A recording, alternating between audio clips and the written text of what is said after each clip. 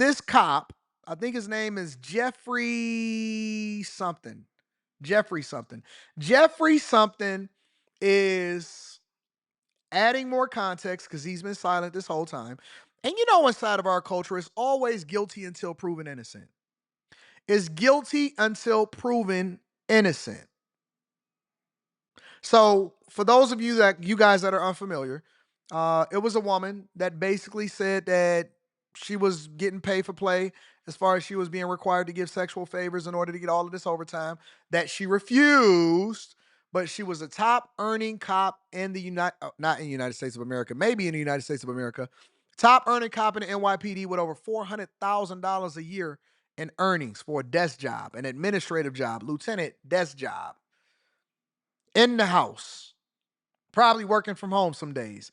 She was making over $400,000 a year. Her base salary was over $176,000. And then with overtime, she was getting an additional over 200 and something thousand. And so she was running it up.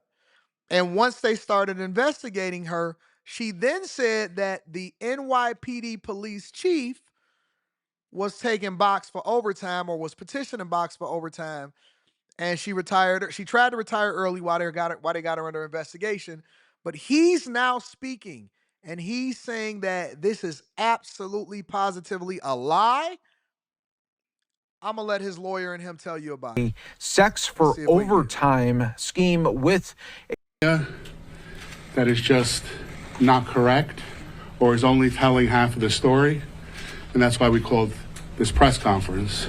So thank you for being here so that we can set the record straight as best we can. Jeff Madry started off in the NYPD as a traffic agent.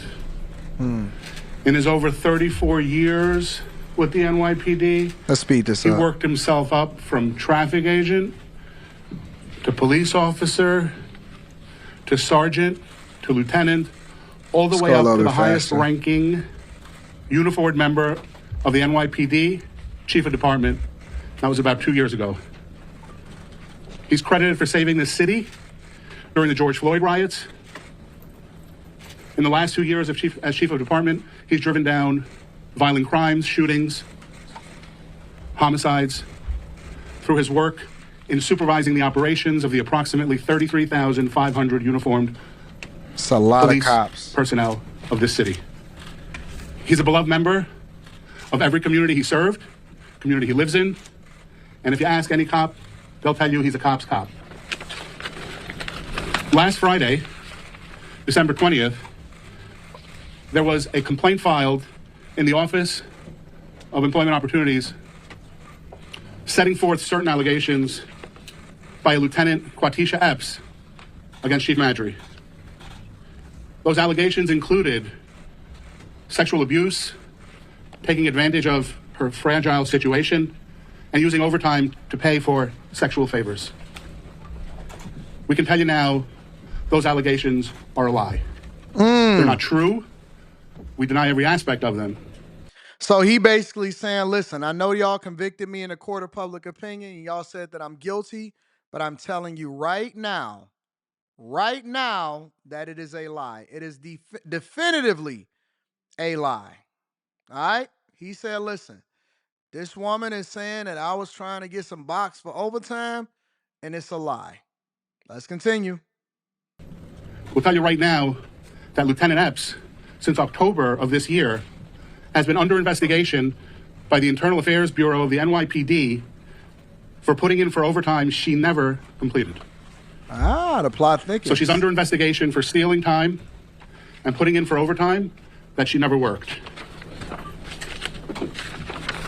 Now, Lieutenant Epps got caught with her hand in the cookie jar and is trying to deflect her wrongdoing by making these allegations against Chief Madry in the hopes that she'll get away with part or all of her scheme. However, the truth is, Lieutenant Epps had a consensual adult relationship, albeit for a short time, with Jeff. And we have tons of evidence by way of text messages, photographs, videos, phone records, and X-rated and racy videos and photographs from Lieutenant Epps, who is a self-professed swinger And we have all this evidence because she sent it to Chief Madry in her attempts to have him begin a relationship with her. Oh!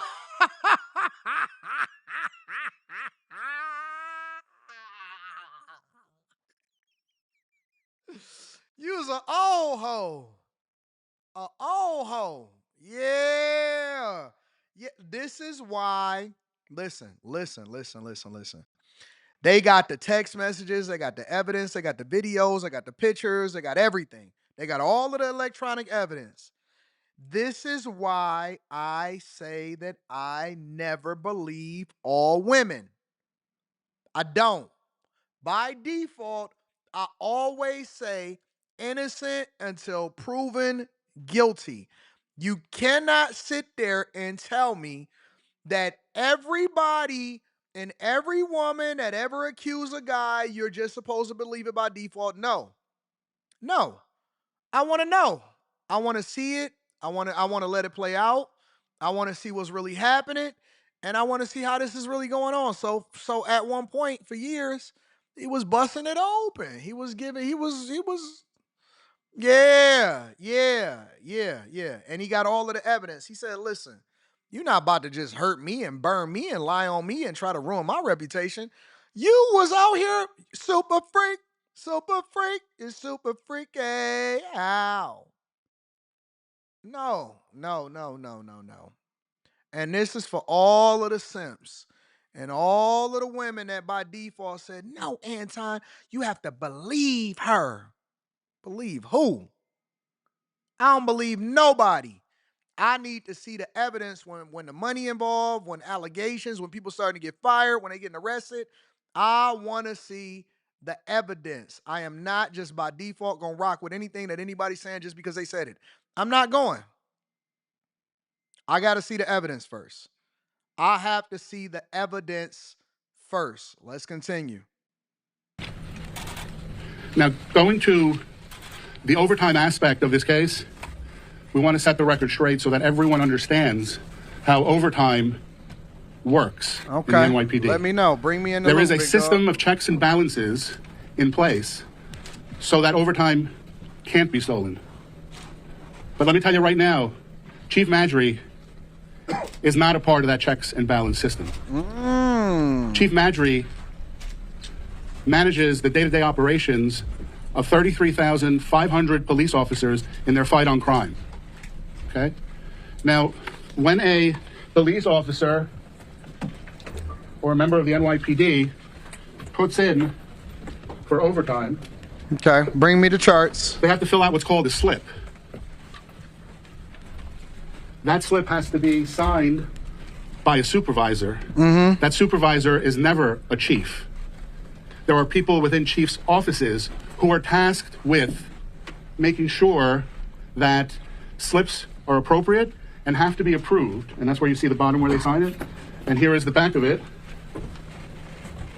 where a commanding officer has to approve it. Jeff had a commanding officer of the chief of department's office. He is not the commanding officer. Okay? Jeff never approves, assigns, or gives overtime. Lots of people in the chief of department's office made overtime because they legitimately worked it. In fact, last year, there were 415 members of the NYPD that made over $100,000 in overtime. Okay? If there is an issue with how that's billed or approved, that's not Jeff's responsibility. Now, Lieutenant Epps in 2023 made about $200,000 in overtime. And she knew she was being investigated. She applied to retire on December 16th. He got all of the receipts. And this is why Protect All Men. Let me get a round of applause for Protect All Men. Do you see how easy it is for somebody to cost somebody their job? And somebody in the chat said, well, why did he retire? He was forced to resign. He was forced out. Why? Because Eric Adams is under fire. And anybody that's around Eric Adams that's under fire, because Eric Adams is trying to become mayor again and he's trying to run for re-election, and there's too many people that's falling around him and there's too much corruption. And so the appearance that you did something wrong could be enough to force you to have to resign and retire early. And so this guy was railroaded because this woman was under investigation for finessing, having time card fraud, and getting paid over $200,000 of taxpayer overtime. And so what she decided to do was throw him under the bus and say that he was out here finessing her when he was never the one that approved her overtime in the first place. He was never the one to approve her overtime in the first place. Yes. Yes, yes, yes, yes. Another casualty of an old hag stealing money, being a swinger, and then using her sexuality to continue to try to save herself. Bull crap. That same day, she attended the chief of department's Christmas party along with 40 of her colleagues, where she was smiling and thanking everyone for the cordial, congenial work environment they had. Yep. She even texted that night to the chief her gratitude. 2 days later, receipts. The Internal Affairs Bureau, we believe, suspended her for the issue with her overtime, which the decision to suspend her had nothing to do with Chief Madry. He didn't have a hand in her decision. And now she claims she was suspended in retaliation for a complaint. But guess what? The complaint was 2 days later. So I'm not sure what complaint she's referring to. So all of a But sudden you got a complaint once the Internal Affairs started investigating. If you're gonna be the top overtime earner, you gotta actually have been worked that overtime. Because the first thing that they're gonna do is they're gonna wonder, like, hey, how was they making so much money? They're not even gonna say nothing to you. They just gonna start watching your time card slip, seeing if you're doing it the right way. If you are going to be the top of anything, if you're gonna make the most money in your city, if you're gonna have the most overtime in your company, if you're gonna be driving the biggest car, don't y'all know that that's how Frank Lucas got caught up? Is wearing a chinchilla. If you're gonna be wearing Rolexes, if you're gonna be stunting, riding around in Cybertrucks, you're going to have to be doing it the right way, and you have to be doing it legally. If you are doing anything illegal, know that they are going to be watching you the minute that you make yourself a target and you start to become more visible. If you are going to be the top earner in overtime in the entire New York Police Department, they are going to watch you and figure out what the heck is going on. That's law. That's just logic. That's just pure logic. Nothing to do with her suspension. And we know that her suspension for improperly putting in for overtime predates any allegations that she has against the chief. We know she's being investigated for January, February, March, April, May of 2023. Her allegations start in June. So even though she claims retaliation for a complaint, she filed a complaint on December 20th. And it was co-signed by the same lawyer who in the past has unsuccessfully sued Jeff for a plaintiff named Tabitha Foster. Halfway through the Tabitha Foster case, Attorney Sanders ditched his client and ran for the hills. She got other attorneys, but that case was dismissed, and she now has to pay costs for bringing her meritless case. Perhaps that lawyer had something to do with Lieutenant Epps' sudden about face. I don't know. The time will tell, because we are prepared to litigate every issue. Now, for those of you who've seen in the media that Jeff somehow was banished to Georgia by his wife, we're not in Georgia, we're in New York. Jeff is here. And why do I bring that up? I bring that up because... Wait a minute. I didn't know he was wife. I didn't know he had a wife. This gets more juicy every single detail. I might have to break this down individually on the Anton Daniels channel. I do. I got to break this down individually. It gets juicier. So what you saying, that Jeff was banished to Georgia by his wife? So Jeff was busting it down for a real one. Jeff, I don't even blame Jeff. Let me give Jeff a round of applause. Jeff was right and Jeff was wrong. Jeff was right and Jeff was wrong. Okay. Let me tell you why. Jeff was wrong because you never, ever put the money on the line for some hoes. You never jeopardize the bag. I don't care what she looked like. And this was the old hag. This was a 50-year-old box. Under no listen, fellas, if you don't learn anything from this conversation, learn this. We're gonna break this down on the Anton Daniels channel. I'm done with this story. If you don't learn anything else, learn this. Jeff was right and Jeff was wrong. Okay. Jeff was wrong. Let's start with the bad news first. Jeff was wrong because Jeff decided that he wanted to play stepdaddy in the same place that he was getting his paycheck from. Under no circumstances do you ever, I don't care how bad she is, I don't care how wide she open up her mouth, how far her tongue stick out, or what her Instagram pictures is.